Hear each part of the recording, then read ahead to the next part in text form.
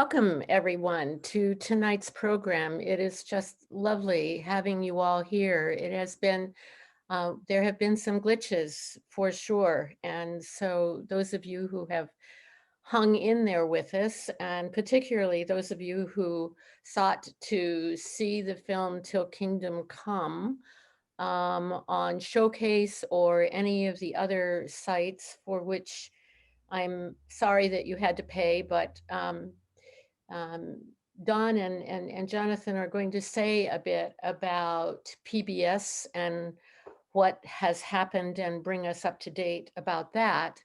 And then we'll discuss the film and particularly the issue of Christian Zionism, which is basically what the film highlights and is for many people a revelation.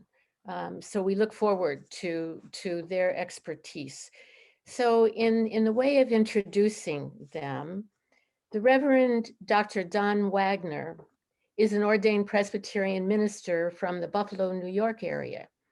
He served 3 congregations after graduating, excuse me, from Princeton Theological Seminary, including a Black congregation in Newark, East Orange, another in Ridgewood, New Jersey, and in Evanston, Illinois. Don wrote his doctoral dissertation on Christian Zionism while serving as the national director of the Palestine Human Rights Campaign. He co-founded Evangelicals for Middle East Understanding in the late 80s, and from 95 to 2010, he was a professor of Middle East politics and director of the Center for Middle Eastern Studies in North Park University. He became the national program director of Friends of Sabeel North America until his retirement in 2016.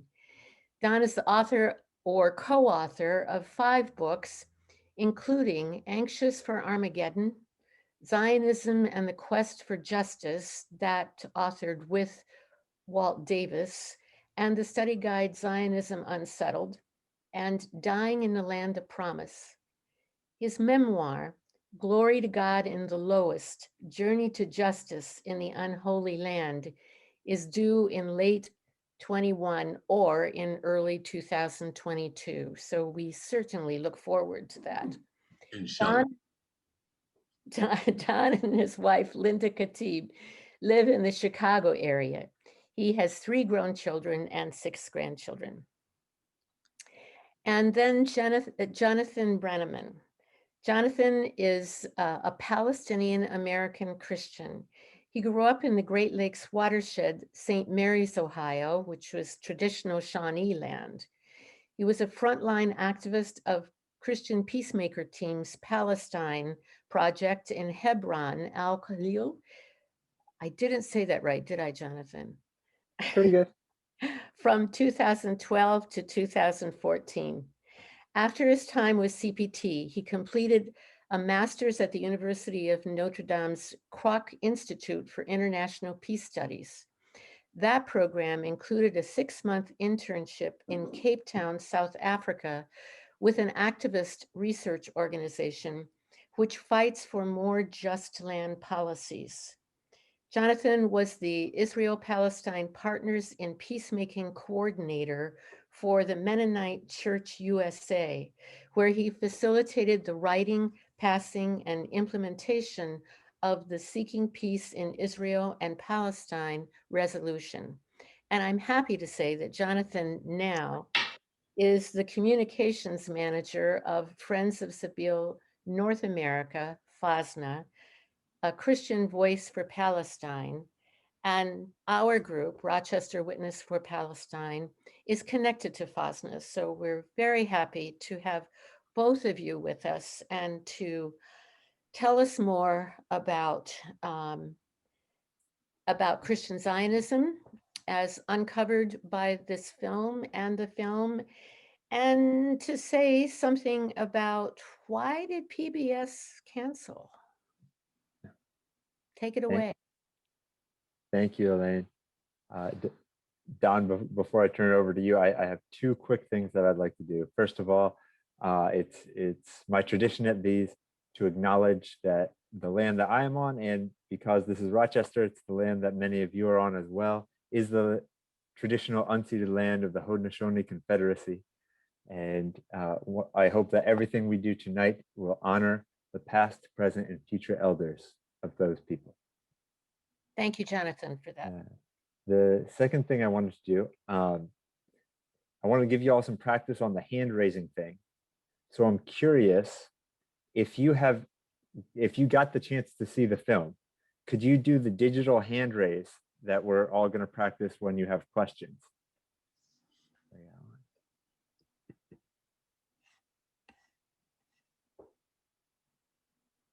Some people just reverting to non-digital, that's fine too for this. All right. So looks like over half of you have not gotten the chance to see the film, and there's a reason for that, right? And Don is going to share a bit about that. Well, thank you, Jonathan. And I honor that Linda and I are on Potawatomi land, and we're trying to be sensitive to not only that, but also connect that with the indigenous Palestinian struggle. So thanks for the opportunity to Elaine and Jim and Rochester for initiating this. And it's a great joy to be able to do it with my friend Jonathan. And I'm kind of the old guy. He's the young coming up guy, wizard on Christian Zionism. So this is a great opportunity. And before we go too much further, I've been told that there's a game on tonight, and we're going to do our best to be off by the tip-off at 9:20 Eastern Time. Okay, well, why was this film canceled? So Jonathan and I are just going to bat things back and forth here. But like you, I was eager to see it on PBS. I read a few reviews. The New York Times gave it a very positive review. And to see the last minute pulling of this is not unprecedented. This has happened before with Palestine films on PBS. And one of the things we're going to ask you to do is to write PBS locally and nationally to ask them to air it. But there's a story behind this. And Jonathan, do you want to start why we understand it to be hopefully postponed, but for the moment canceled? Yeah, we've found that Palestinians have never been allowed in this country the true right to narrate our own story. That anytime Palestinians or even people who seem sympathetic to Palestine try to share, there are all sorts of roadblocks, and might I say checkpoints, put in their way. Bureaucracy is often used to stop this. The organization Palestine Legal has done a huge report on college campuses, the way that Students for Justice in Palestine groups have to jump through twice as many hoops as any other organization. Oftentimes illegally having to pay for security at their events, and other ways of just trying to keep the Palestinian narrative from being heard, or really any narrative that troubles the current pro-Israel understanding that so many in the US have. This false idea that Israel is somehow a nation that is a democracy, this false notion that Israel is upholding human rights. Anything to try to break that gets pushed back. So this film was challenged by a far-right pro-Israel organization that this is basically what they do. They go around and they find films they find objectionable, and they try to find a reason to get them canceled, right? So this film has been out for years. So like people all over the world have had the chance to see it, but only the week before it was going to be aired was a concern raised about one line in the film. And the line was a cut of President Trump's speech where the filmmaker wanted to include some context for the viewers, especially American viewers who didn't know as much, So spliced on a couple words at the end of Trump's speech to make it clear what he was referring to. And this organization camera jumped all over that and told PBS that they had to cancel the film. The director even offered to take that scene out, and yet the film is going through a full review. Yeah. The filmmaker is confident that the film is going to be made, or is going to be allowed. It's going to pass this inspection. They are confident about their work, but it's this kind of extra scrutiny that Palestinians and people who support Palestine and advocates are always under. So just wanting to name that context. Don, anything to add on that? Just a couple things. Thanks, Jonathan.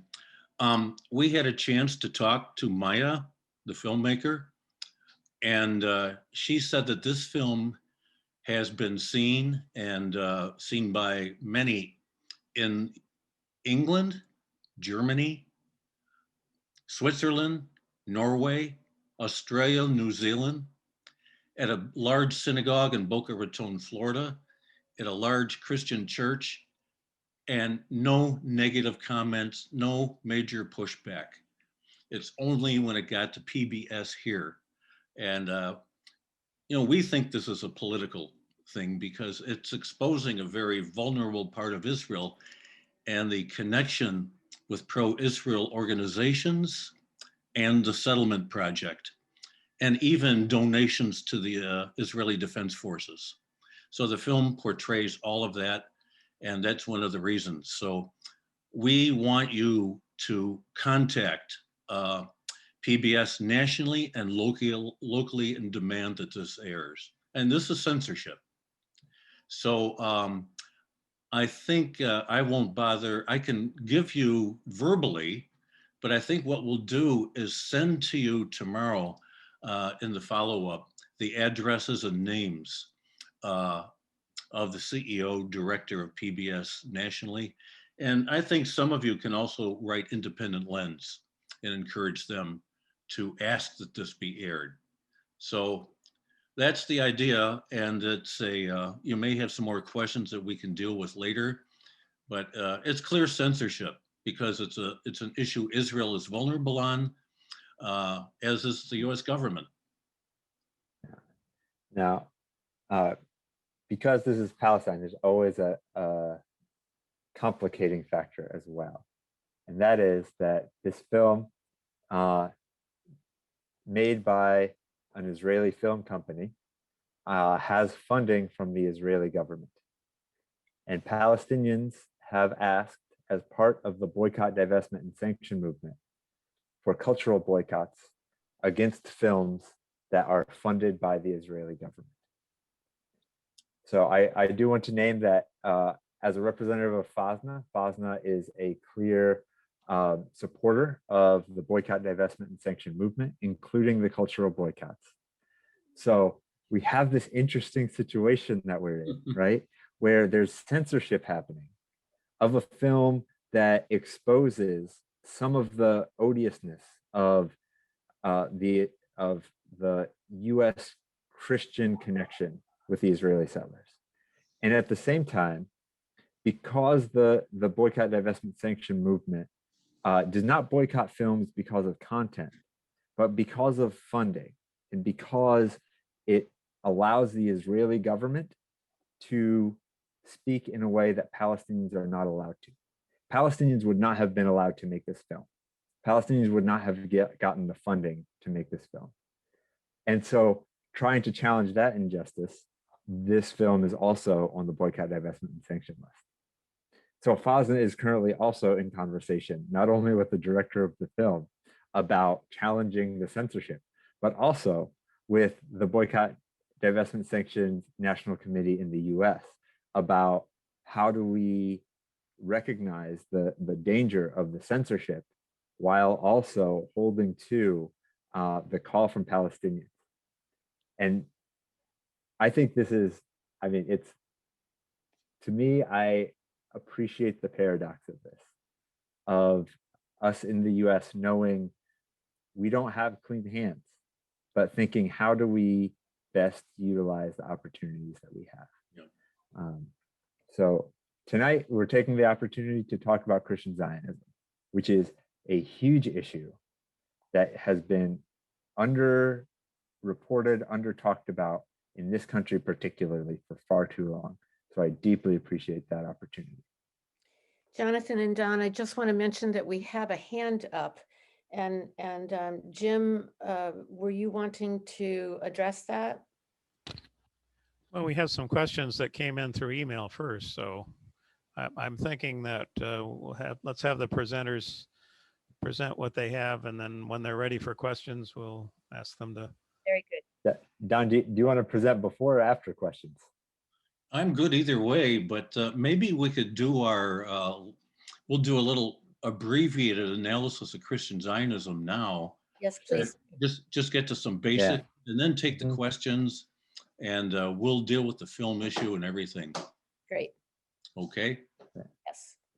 Yeah. So I think maybe first we should think through a definition of Christian Zionism. And my thinking has changed. I started working on this in the late 70s, and I could see it rising, and then did my dissertation on it. So my thinking has shifted a bit. So I'll share with you how that goes, and then Jonathan, you jump on it and push me a little bit. A very basic, simple definition is that Christian Zionism is support for Jewish political Zionism. That would be the simplest, but it's very broad and far-reaching. There's different types of Christian Zionism. There's the evangelical, and I prefer to use the term fundamentalist, because evangelical means a broad umbrella, and there are progressive evangelicals, there's centrist evangelicals who are not Christian Zionists, and there's far right and fundamentalists. So the media always uses, and even a lot of Christians always call it evangelical. I'd prefer fundamentalist Christian Zionism that talks about the end time Armageddon type. So I'm going to give another definition that I've kind of been working with, that Christian Zionism is a movement within Protestant fundamentalism that views the modern state of Israel as the fulfillment of biblical prophecy, thus deserving the unconditional, and this is important, political, economic, and religious support for Israel. Christian Zionism works closely with the pro-Israel lobby and the Israeli government, alongside religious and secular Zionist organizations to realize Israel's goals. So that would be a little bit longer definition, but there you see, I'm focusing on that definition on the end time fundamentalist Zionist Christian movement, Kufi and all the rest. I'd also like to say we won't have time to go into this, but there's also a mainline Protestant Christian Zionism that grows out of post-Holocaust theology.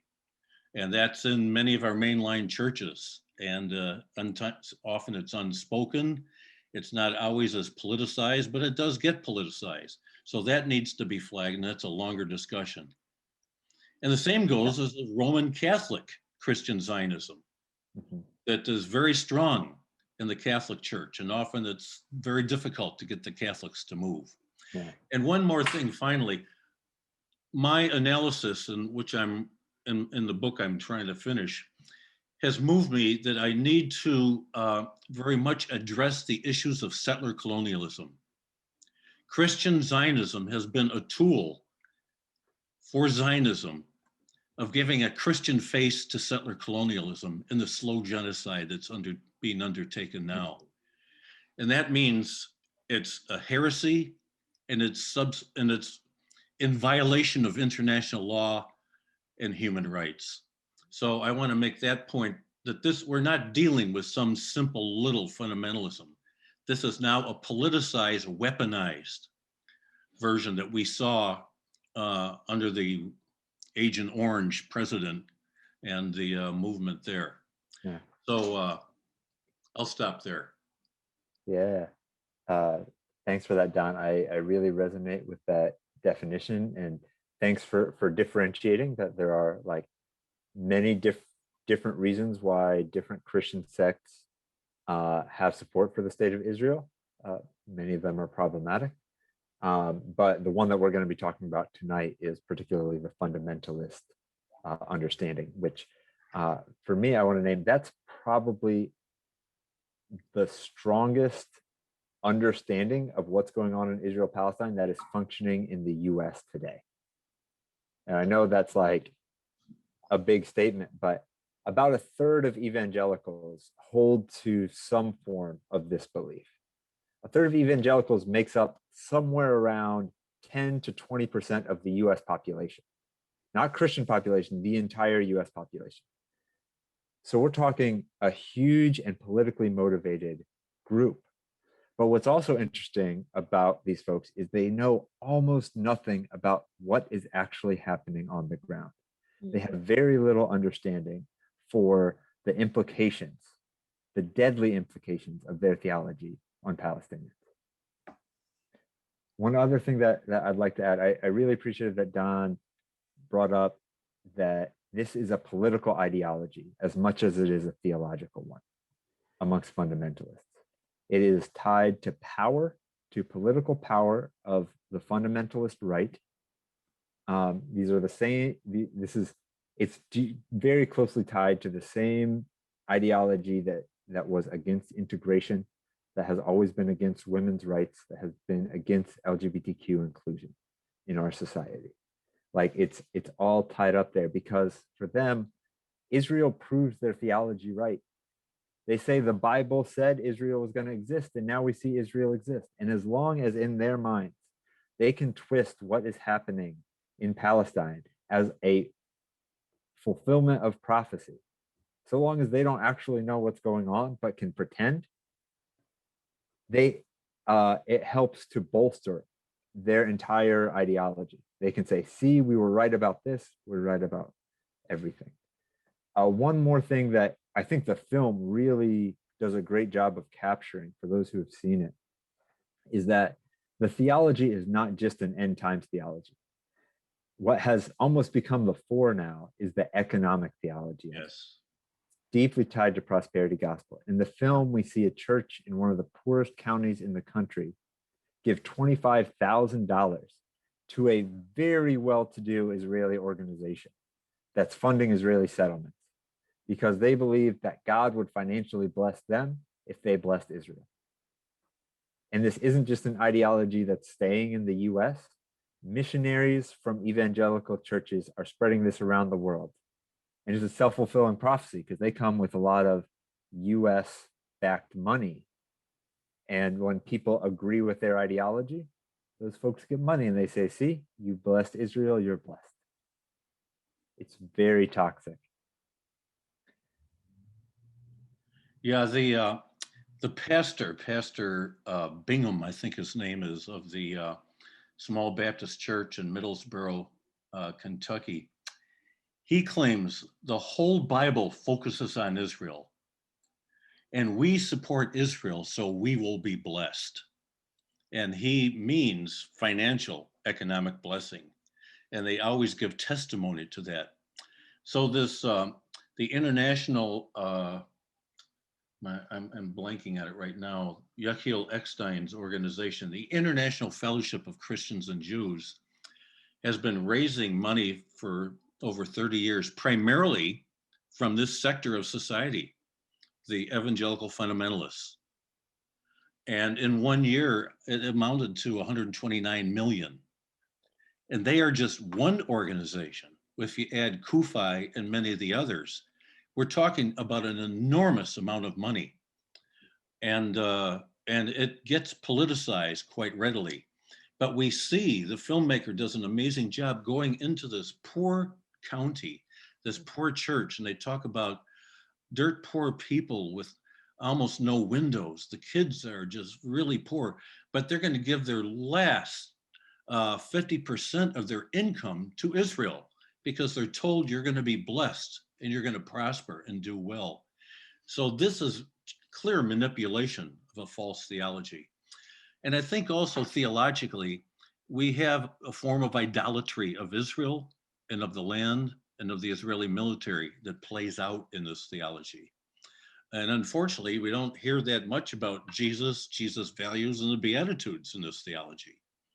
So this is an idolatrous weaponization of not the gospel, but a few verses like Genesis 12:3. I will bless those who bless you and curse those who curse you, and through you will all the nations be blessed. And it is binary, good versus evil, very simplistic, but very appealing to people who are not thinking critically and using the biblical tools of hermeneutics we have. So in that way, it's extremely dangerous.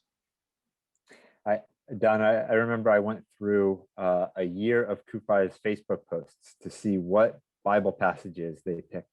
I also went through their website and all of their writing material. There was not one quote from the Gospels. Oh, wow. Yep, there you go. So it is very much focused on Israel, and it extracts verses. It's not a literalist theology. It's a selective literalism because it cherry picks and strings together verses that prove its conclusion about the end times and about Israel. So in that way, it's very dangerous. And again, you know, it's also claiming that Israel in the Bible is the modern state. And that, again, can be deconstructed and is very heretical and very dangerous. Yeah, So and the modern state is not biblical Israel, nor is the modern state the fulfillment of prophecy. It was a secular creation by the UN under manipulation by the United States. yeah, and to drive your earlier point home about the settler colonialism, like this is the same idea that Europeans had when they came to this continent. They literally called themselves the New Israel, creating Zion here. And you see what they have done and continue to do to the indigenous people. When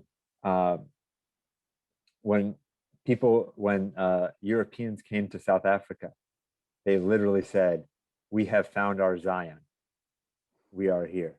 Like literally, this interpretation of the Bible has been used for colonization around the world and is now being used by Christians in Israel. And it's important to recognize that the policies that these folks want are horrible for Palestine. They are deadly and they're getting to the point of being genocidal for Palestinians. And they are not good for Israel either. These folks are pushing the most right-wing, the most militant policies for Israel possible. The organizations that you saw in the film, they're promoting Israeli settlers. This is something American Jews do not support at all. Israelis tend to not support very much, but Christian Zionists are supporting a whole bunch. And we've only seen their power in Israel, the power of the settler lobby, grow exponentially. I don't think that there's a coincidence there. Many of you who have been following what's going on in Palestine know about the horrific potential of evictions and demolitions happening in East Jerusalem, possibly as early as May 2nd. In the neighborhoods of Silwan and in the neighborhoods of Sheikh Jarrah, there are two Israeli organizations that are really pushing for this. And they're actually using Christian tourism as the excuse for these evictions. Mhm. Wow. And they are funded. The vast majority of their funds comes from the US. And that's it. We don't have the full transcript of where those funds are coming from, but that means they're coming from Christian Zionists. Yeah, it's this movement, Christian Zionism, is bad for Jews. It's inherently anti-Semitic. I remember the author Gershon Gorenberg. He wrote a wonderful book, The End of Days, and he was interviewed on 60 Minutes. And they asked him, well, what do you think about this fact that you guys are going to really be dying off in the tribulation, and then you got to convert to Jesus. He said, yeah, this theology is kind of like a 4-act play. And we Jews, 2/3 of us die during the tribulation in Act 3. And then we have to convert to Jesus. And he said, as a Jew, I don't like my chances. So it is inherently anti-Semitic, and most American Jews see through that. But politically, and I've asked Jewish leaders, even people in government, you know what they believe. Why do you support this? And they say, we keep them on a short rope, but they're very convenient for us. I was told that by an Israeli official, about 20 years ago. So it's bad for Jesus. It's bad for Palestinians. It's bad for Jews. Yeah. And I think we have to really understand this movement. And this movie does a tremendous job in letting us see it's only one part of Christian Zionism, but it's important. And as Jonathan said, this is the part that's most prominent in the United States today, if not globally. Mm-hmm.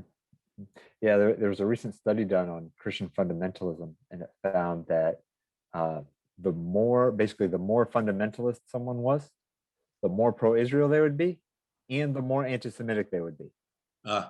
Christian fundamentalists tend to be the most anti-Semitic of any group in the US, of any demographic, and they tend to be the most pro-Israel. Yeah, and they don't like to be vaccinated. It's so that whole thing. Yeah. Things are coming out, but there's some change underway. It's not all hopeless, but I think we're giving you a lot of grim news that you already know. I'd like to make one other point, and that is that when the Trump administration was really leaning on CUFI and others to lobby for the movement of the embassy, which is against international law, and no presidential administration had ever decided to move that. But they brought in Israeli settlers, the head of one of the settler movements, briefed the CUFI people about what you're going to say when you go to the Hill. And then they went and walked hand in glove with the settler leader. So there's this intimate connection. Not only are they being funded, but they're politically active in our Congress. And we need to take that very seriously. And that's why we got this foolish, illegal move and brought us right to the edge of full annexation, which still may come. Mm-hmm. So this movement is playing a terrible game politically. And we got to be very active with our members of Congress on that. Yeah, I think it's important that we counter it. And FOSNA 2 years ago started a concerted effort, literally called Counter CUFI. Counter CUFI. CUFI is Christians United for Israel. It's one of the organizations that was highlighted in the film that does this lobbying that Don was talking about. What wasn't shown in the film was that in 2019, the next year after the film was made, we had a large presence outside of CUFI. We were both handing out pamphlets about the truth of what CUFI was doing, that they are anti-Semitic, that they are extremely anti-Palestinian, and tell some truth about what was happening on the ground. We also had a small team that went in and disrupted then Vice President Mike Pence during his speech. It's incredible that like the Vice President of the United States was at such a hateful gathering. But we interrupted his speech, and then this past year they went online, so we found a way to disrupt them online because, again, organizations like CUFI, they feed off of insularity and they feed off of ignorance. So if we could find any way to expose the odiousness of this theology, of this ideology, we saw it as a very strategic move. So on Twitter, there are things called hashtags that basically everyone who's collectively doing something will use the same last word with a pound sign before it. You all know what hashtags are, sorry. And we found what CUFI's was going to be for their gathering, and we used it to spread actual truth instead of the lies that Kufi was spreading with their hashtag. We use their hashtag to spread truth to the point where if you scrolled through Twitter for that hashtag, you basically just saw FOSNA stuff. It was hard to even find the Kufi stuff that they were putting on. They had to switch their hashtag after the first day because we had taken it over. So these are some of the ways that we're trying to directly challenge Kufi where they are. And we also want to provide support for people in their communities to challenge Christian Zionism. Because even though like films like this make it seem like, well, there's some crazies out there in the South that believe this. I've hardly found a congregation, no matter how progressive, that doesn't have some people in it who hold some bit of this theology. It is extremely widespread in the US. It's almost the air we breathe and the water we drink. So it's important in every community to be able to have a conversation about Palestine, to bring up Palestine, especially in churches, and to also have resources to challenge Christian Zionism directly. So we have a toolkit to counter Christian Zionism. We give presentations to congregations and community groups like this about Christian Zionism and how you can counter it. So in the email that goes out tomorrow, hopefully y'all will be able to I'll be able to share some of those resources with you. Yeah, that toolkit is great. And we're counting on you guys, since I'm retired, I look up to you, to have an action at the Kufi National Assembly this year. I'd also like to mention another resource that's more oriented toward evangelicals, but it's critical of Christian Zionism, and go to www.christianzionism.org. And it's just a trove, a wide range of theological resources. And it's got some testimonials of people who have changed from Christian Zionism. Well, I wonder if we should consider taking more questions. I feel people being anxious about that basketball game coming up. So let's. This would be a good Okay. time, I think. Don and Jonathan, I just want to mention for those who don't know what Kufi stands for, it is Christians United for Israel. And I think some people call it Kufi and others call it Kufi, but Take your pick. but that's what it is. So Yeah. Thank you. We are in it so much, we assume everybody knows, but thanks for clarifying. yes, yes, And that's the Reverend John Hagee from yes. San Antonio Cornerstone Baptist Church. Mhm. So Don and Jonathan, thank you very much. You asked for questions. The first question came in through email even before you started. It relates to why the film was pulled from PBS. However, there's a part, this comes from Catherine in Oakland, California. Catherine, if you're on the call and want to raise your hand and follow up more on this, I'll unmute your microphone. But the question that hasn't been answered is what are any precedents that have been set involving Palestine-related films having been pulled after advertised? So I take that to go beyond PBS itself.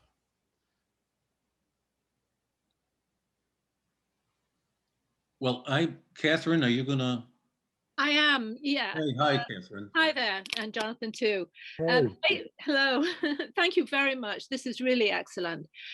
Basically, my questions are related to the history of, what I think there have been other films that have been censored.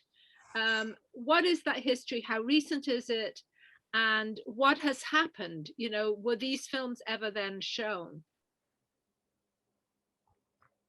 Yeah, there is one. I need to research this and find out what it was, and it was PBS that pulled one, but I think that was about 20 years ago. So this is not the first time. Yeah, But I think have they given you, has PBS given FOSNA, or anybody for that matter, a reason for pulling it, in writing or otherwise? not to us directly, but there have been published articles that deal with what is called a factual error, which is this editing issue. It involves about 15 seconds of the film. And Jonathan mentioned that earlier. And it's something that's done quite normally in news broadcasts and in filmmaking all the time. This is not unusual to splice two statements together. And they don't contradict Trump's policy. They support it.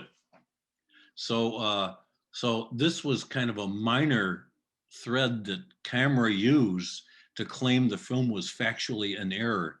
And it's just almost 15 seconds of a 75-minute long film. And so PBS took the bait and they said, we need to do a full review of the film. So they're literally going through all of the interviews to make sure that it is accurate to their specifications. And the filmmaker said, like, I don't care about that line. I have bigger fish to fry than that line. It wasn't that important. And she completely stands by the film and is confident that it will go through the process, but the process takes months, right? So it's a way to delay it. So that's part of why, like, Don's big push here is make sure that when it gets put back on the schedule, that PBS gives it time, that PBS gives it the kind of advertising that a film of this caliber would warrant. And I don't know the history of film that much, actually, around Palestinian films. I know television shows, interviews, episodes, webinars, student clubs, lectures, magazine articles, journal articles that have all been censored. This is a major part of Edward Said's work, was to say how, was to name specifically the way that Palestinians are censored, often not directly, but indirectly in this way, nitpicking at one little thing and then making it go through a hoop, or finding ways to delegitimize what Palestinians have to say. And this is why it's important that everyone write. I just want to make one more point, Jim.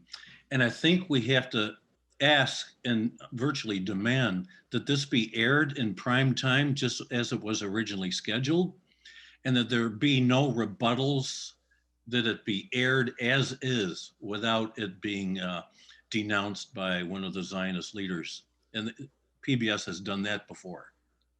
So make that part I of your. think the question that came in through email again at the start, that was the next question I saw, relates to what you're talking about just now. It comes from Tom in Rochester, New York. Tom, again, if you have more, we can, and want to speak, I can unmute your microphone. Please raise your hand. Your question on email was, what does a campaign against Christian Zionism look like? Yeah, so I answered that a little bit at the beginning, just a few minutes ago, but I would also add that I think that campaign, that there needs to be an inside-outside kind of situation. Chances are, y'all know somebody who's Christian, who holds Christian Zionist views. Are you willing to have a conversation with them? Because it's really hard for Palestinians to get the chance. So people who are willing to actually engage in conversation and try to talk with Christian Zionists, I think, is important. I think it's also important to name the Christian Zionism as a heresy, as a racist and colonial theology, and to make it so that no one can feel that they are a just person and hold these views that then change to action against Palestine. I'd like to add one more, and I'm just exploring this, and it's a long shot, but I think we need to challenge the tax loopholes whereby Christian churches and Zionist and Christian Zionist organizations can funnel money to illegal settlements into the Israeli military. That's out of bounds. Entirely illegal. Because they're basically flying, doing illegal operations, settler colonialism, but also the human rights and what the Israeli military is doing. So I think that also is something that's going to have to be investigated. It's going to take big money and or a wonderful law firm that'll do it pro bono. Yeah, because almost all of these folks are 501c3s, and working for a 501c3, there are so many things that you have to be careful about what you say, how you say it, what you do, the political actions that you move. And then John Hagee runs a 501c3 and tells everybody to vote for Trump for president, which is completely illegal, right? Or he's literally like giving money to a foreign agent that is doing things that are against US policy, but no one is challenging it. Some of these Christian Zionist organizations are actually based here in New York, is where their tax status is, that they are funding Israeli settlements from. If you check out the campaign, Stop the Hebron Fund, that's one of the things they're working on, is getting the Attorney General of New York to investigate these quote unquote charities that are clearly functioning outside of what a charity should be allowed to function. But because they're Christian, because they're powerful, they don't have the same checks that other organizations have. So Frankly, Jonathan, I think this is one of the reasons why this film was pulled from PDS, because it makes this connection so clear. so your next question comes from Kathleen in Rochester, New York. Kathleen, if you'd like to Hey, Kathy. unmute and ask your question.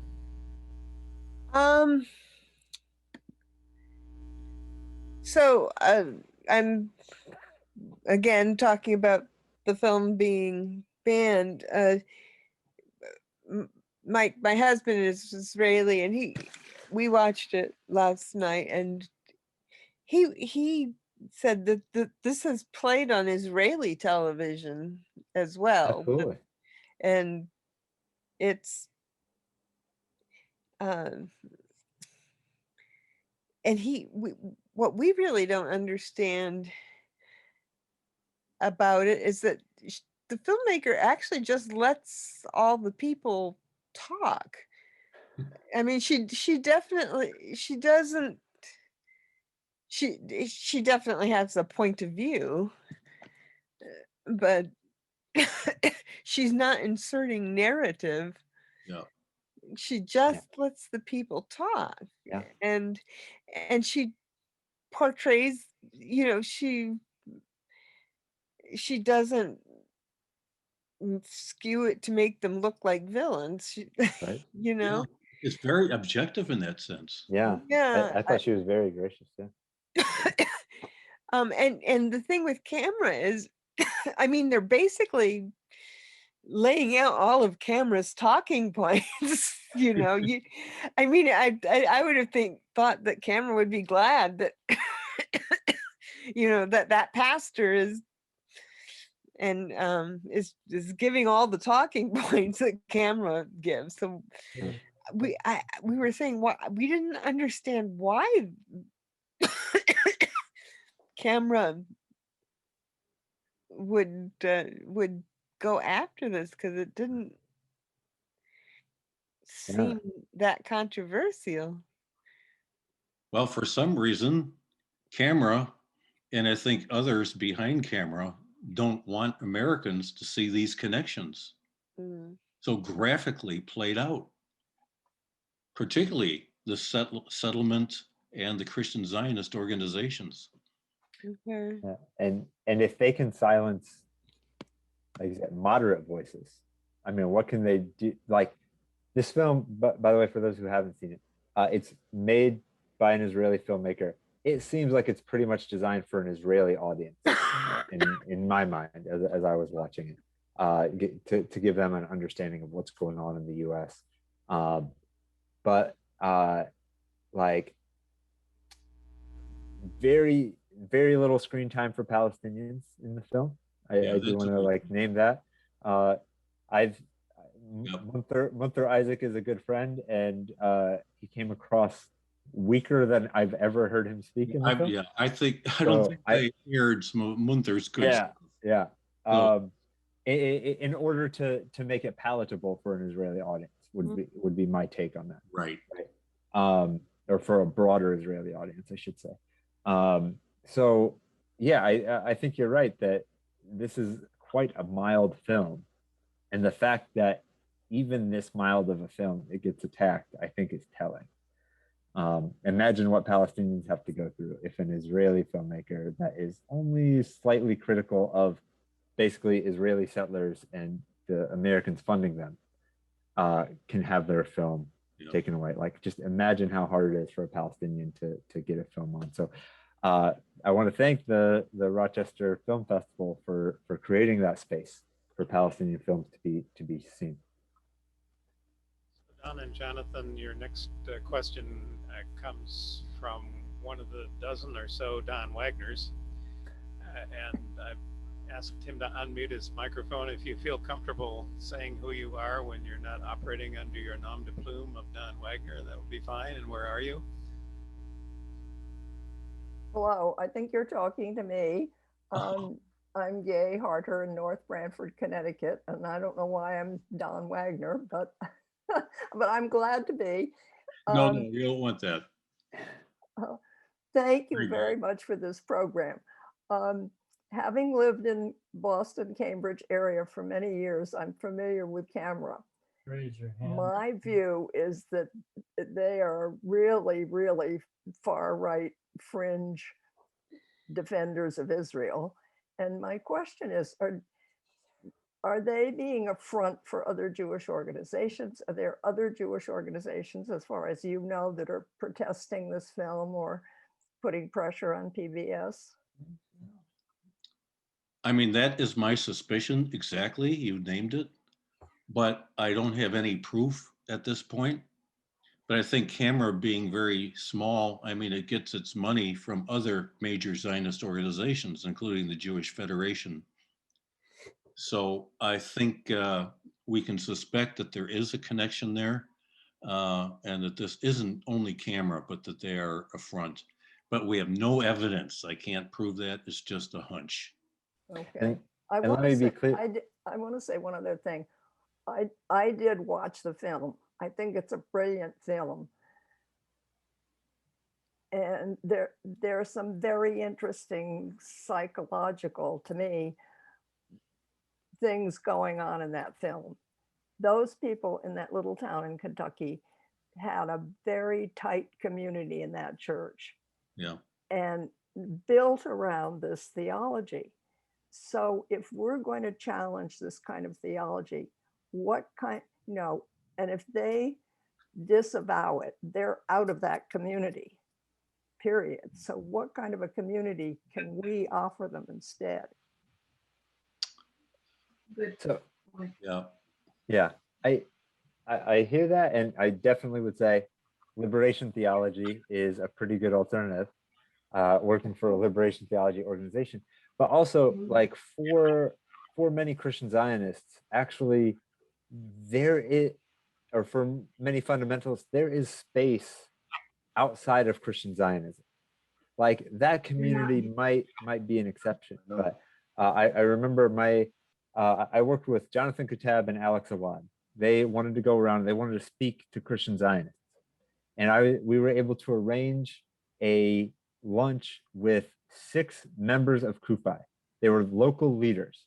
They came in with their lapels that had the Israeli flag and the US flag. They had their Kufi hats on. And after an hour and a half lunch, they said, you two didn't say anything I disagreed with, to these 2 Palestinian Christians. They said, I never really thought about it that way. One person said, I want to get a meeting between you and John Hagee. John needs to hear what you have to say. that hasn't happened yet. That hasn't happened yet. And someone else said, you have completely changed my mind. Well, so this is an ideology that, like, these folks are pushing this ideology really strong, right, within their communities. But there's not much of a foundation there. It's a broadly held theology. It's not a very deeply held ideology. So I think there's actually, I can see people fleeing from Christian Zionism relatively quickly, actually, if we're able to mainstream these critiques. And I'd like to say just one more thing quickly. Having grown up in Yeah. that far right fundamentalism, you don't trust people outside your community. But evangelicals may be able to have those conversations, use some of the same thought forms, and get people looking at the Bible and at Christianity and maybe Jesus for a change. And I think evangelicals can play a big role in this. And that's why I'd like to underscore again that ChristianZionism.org website. You know, go have a look at that, because it's trying to use the same kind of thinking and evangelical values to reach evangelicals. Okay, so the next question, the next hand that I saw is from a person I believe is celebrating a birthday today, Beth Myers in Scottsville, New York. Wow. Well, that's sweet. Actually, it's Dick Myers, and I can't change my name. But the birthday girl is sitting across the table from me. Hi, everybody. Happy birthday. So, Happy birthday. actually, what Don just said is actually the point I want to make. And that is that I think to take a position of opposition is inherently a weak position. If we're trying to oppose all these terrible things that are happening with a lot of power behind them, then we're not going to win.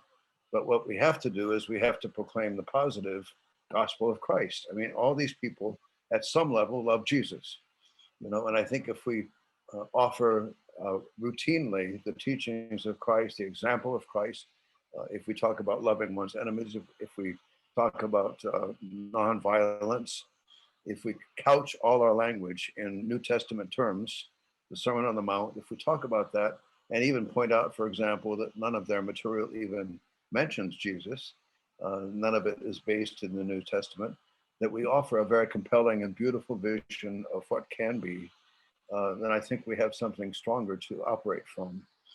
So I applaud Don for what you're doing on the website. I think there's a close alliance between Christian Zionism and Christian nationalism. It's all one thing, and it's an attempt to revert back to a glorified past that never existed, you know, and to a strong, good American nation. So we really need to offer the kingdom of God. Yeah. So I don't know how that looks, but I think that needs to be done. Thank you. I need to say I'm no longer working with the website. They're doing a great job without me, but you know, it gets down to a love. You know, how can we tap into the love, and then a short step from love is justice. So love and justice, and I mean, we got it in Jesus. So your next question is from Sandra in Omaha.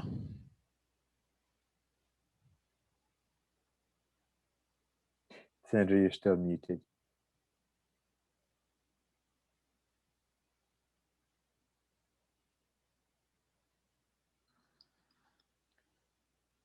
Is that better? Yeah, we can hear you. Okay. I had one answer to somebody's question. I believe not long ago, the Great March of Return was to be a major program documentary, and I think that was also PBS, and it got dropped. I Thanks heard. for that context. So that was along the Gaza border. Yeah, yeah, which was initially nonviolent. Right. Yeah. But not Do you have- nonviolent by Israel by any means. Yeah, right. Yeah. Do you have a title? Because we need to research that. I can send it to you tomorrow. Great. Please, Okay. please do. Thank you I for that. can send it to you on email. Thank you. Then I want to make sure that everybody knows what this film is still available at $12.99, Oh, yeah. right? Right. Okay, so if you really want to. And then I'd like to mention something that happened to us here in Omaha, Nebraska. We invited Nora Carmy, who was on the FOSNA program on Saturday. Yes. Okay, by the time she landed in Omaha, one call to the Anti-Defamation League by a Jewish parent got her eliminated from teaching at 2 local high schools where she had been invited to teach for months. It had already been set up. Yeah. And of course, the Anti-Defamation League says they do not do that. But I was sitting in the principal's office when the Anti-Defamation League called the principal's office. So this happens. And as you said, on the college level, this happens on the high school level. Yes. In Omaha, Nebraska. Yes. Yep. And So, yeah, that was more than questions on my part. I have seen the film. I'll tell you what, there is a program on by Jewish people talking about this film. And I've watched it, and I can send that link to you tomorrow if I can find it. I'm not the most organized person on my computer, but I have watched that 2 times. And they basically, their impression is, this is crazy that Israel wants this group to support them, other than people like money. It's nice to have money come in, but they were saying it's really, really hurting Israel. Thanks for your question and comment, Sarah. The next question comes from another one of the Don Wagners. And as I recognize you, let me just say that this information that Don Wagner, the presenter, mentioned, we're sending, that will go out to those who actually registered with us through Zoom. And since I see what's happened with all these Don Wagners, if you'd like to get that information, could you just send us where you'd like to have it through questions@rw4p.org. So go ahead, Don Wagner, number 16. Oh, Can I be heard? yes. Okay. I did have my name. I don't know what happened, but I'd like to raise a problem we haven't yet discussed. And that is that in mainline Christian churches, the liturgy, the prayers, the hymns are full of references to Israel. And it makes it extremely confusing, I think, for many people to distinguish between the current state of Israel and the biblical Israel. In the Episcopal Diocese of Chicago, on a resolution of Christian Zionism, we called for a look at the liturgy, and I think we've got a lot of work to do there. very important point. Thank you for that. Yeah. That's in the mainline church, Catholic and Protestant churches across the board. That's a huge project. Yeah, and recognizing that, FOSNA has started to create a database of liturgical resources that are based on Palestinian liberation theology. We started last year on Advent, and every year on the first Sunday of Advent, we will ask churches to talk about Palestine, given that they are turning their focus to Bethlehem, which is in Palestine, for the year, and we're offering prayers and songs and re-understood lyrics to songs, to prayers, to other litanies, even sermons for that week that connect to the liturgical calendar. So that's one thing I've seen people do. I've seen people be very creative with how to challenge it. Once it's come up in the congregation, once the congregation makes a decision that, like, we recognize the harmful aspects of talking about Israel given the way it's been twisted, talking about Zionism given the way that Zionism has been twisted. How do we talk about these things? I know one church that substitutes the name of their town for Israel to remind them that God is there with them. Right? There are other ways that you can think about. Some people always change the word to the original meaning of Hebrews. And Don, you can correct me if my Old Testament scholarship's not great. Actually refers to the oppressed. So they always turn it into the oppressed. Instead of saying God of Israel, they say God of the oppressed. So there are creative things that you can do once you've made that decision and once you've made that recognition. And FOSNA's here to help. You can check out fosna.org/keepawake for the resources we used last year, and we'll be updating that for this next year. I think the PIN networks and the various denominations are taking this on. I know the Presbyterians have a Hosanna preaching seminar where pastors can submit sermons and they compete and get a prize. And I think others are doing the same. So you've got a couple more questions. I think you wanted to end about now. Why don't you take a couple more, and will that be okay, Don? Yeah, sure. I think we still have 5 minutes before the tip off. Not that I'm concerned. Okay, they just unmuted me. Don Wagner, number 22. Tina. All right, Tina Whitehead from Pittsburgh. I've been working with Don for many years, but I've you're talking about very hardcore Christian Zionism, and over the last 15, 20 years, I've been working with what I called as default theology Christian Zionism, which comes from the liturgy, which comes from the hymns, which comes from just a superficial reading of the Bible. But the experience I've had, and I've done maybe 100 lectures in Palestine over the last 15 years to tour groups, and nearly every group is unaware.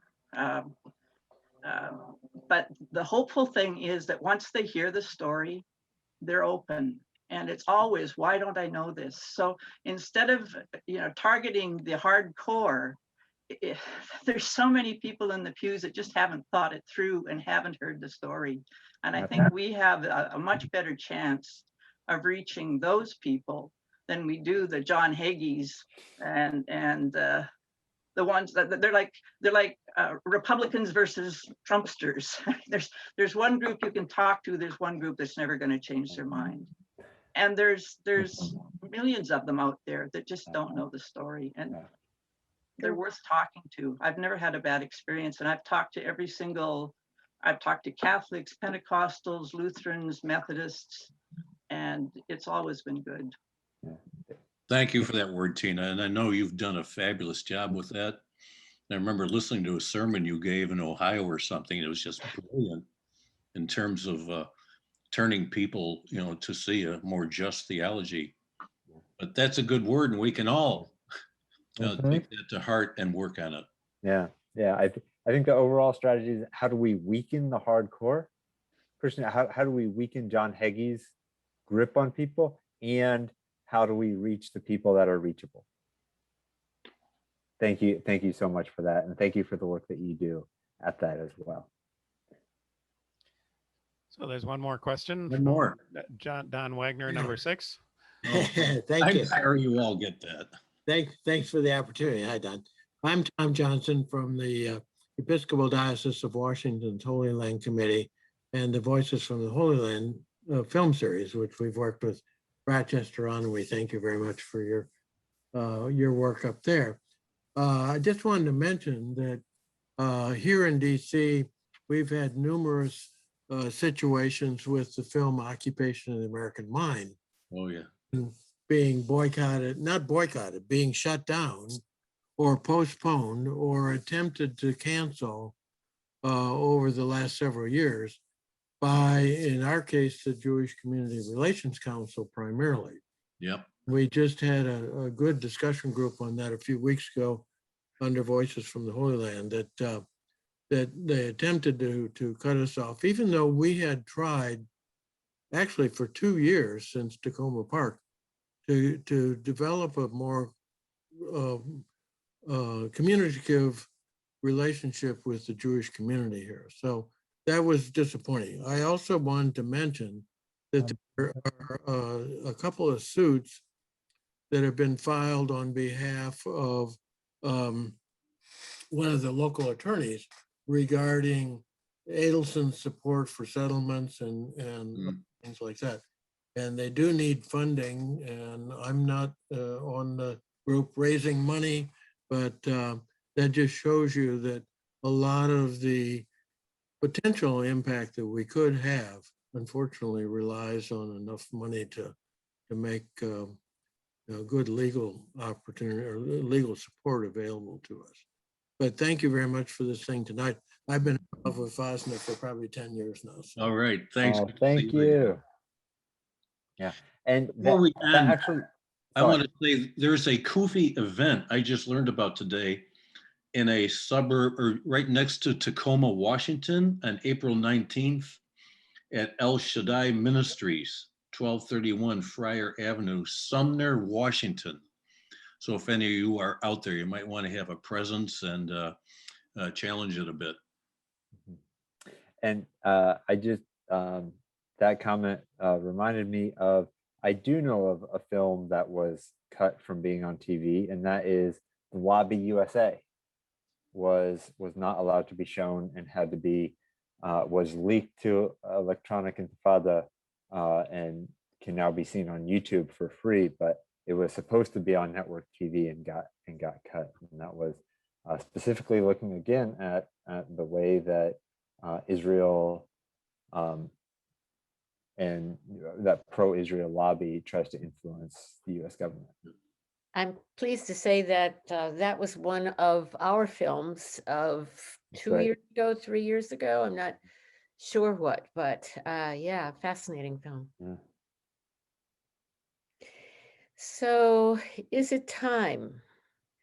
I'm not sure that we got to all of the questions. Did we, Jim? Yes, those are all the hands that I see raised.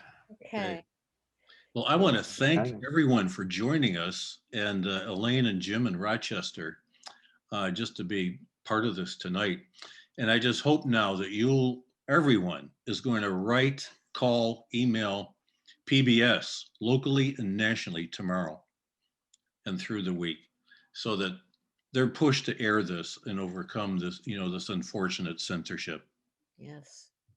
And we want to thank Don and Jonathan so very much. You put a great deal of effort into preparing for this, and we really appreciate it. We appreciate all of you who have joined us, and hopefully maybe this will tempt some of you who haven't watched the film that yes, for $12 you can do that. And we will look for the email about the contact information for PBS, and yes, we will get those letters out there. And so thank you all, and we wish you a good evening.